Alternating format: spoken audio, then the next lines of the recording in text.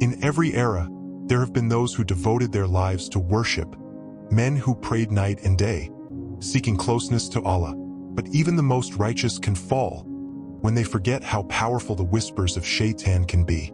Today's story is a reminder that sin doesn't begin with a crime. It begins with a thought. This is the story of the pious man and the girl, a true incident from the time of Bani Isra'il, mentioned in Tafseer al-Qurtubi. In the nation of Bani Isra'il, there lived a devout and pious worshipper, known among the people for his righteousness and devotion. In the same time, there were 3 brothers who had a young sister. One day, they were called away to join a battle, leaving them troubled. Who would protect their sister while they were gone? They searched for a trustworthy guardian, and soon, all 3 agreed. The most pious man in our land, surely, he will keep her safe. So, they went to the worshipper and pleaded, "Please, allow our sister to stay under your protection until we return." But the worshipper refused, saying, "I seek refuge in Allah. I cannot accept such responsibility."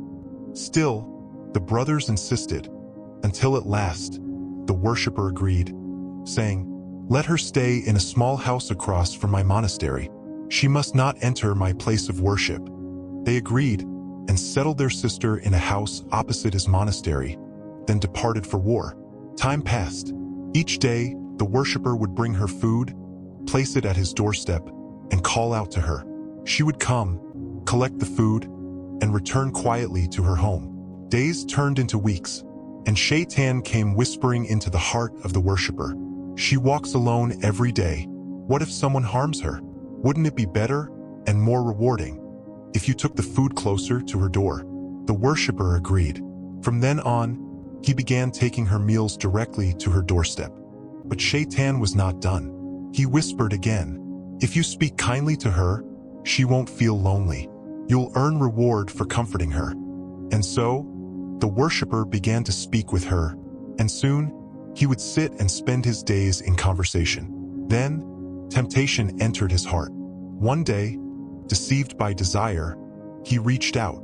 His hand touched her knee, her cheek. That single act opened the door to destruction. Shaytan continued to whisper, until the worshipper fell into sin and committed a grave act. The girl became pregnant, and later gave birth to a baby boy.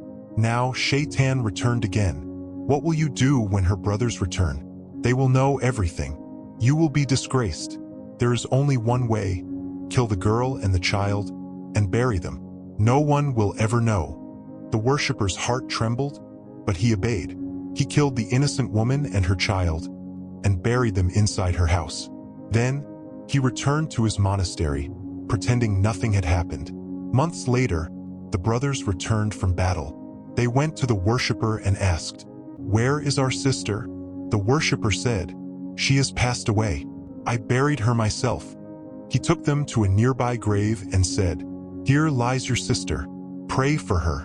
The brothers recited dua, believing his words, and returned home. That night, all 3 brothers saw a dream. A traveler appeared. It was Shaytan in disguise and said, "Your sister is not buried there." The worshipper wronged her, and then killed her and her child. If you wish to see the truth, go to the house and dig the corner of the room. All 3 awoke, shaken, and shared their dreams. And to their horror, the dreams were identical. They rushed to the house, dug the ground, and found the 2 bodies. Heartbroken, they went to the worshipper. He confessed his crime. The case was taken to the king, and the worshipper was sentenced to death. As he was being led to the gallows, Shaytan appeared again, saying, "Do you recognize me? I am the one who whispered to you from the start. I can save you now, if you obey me one last time." The worshipper cried, "Tell me what to do. I will do it." Shaytan said, "Deny Allah, reject your Lord, and I will rescue you."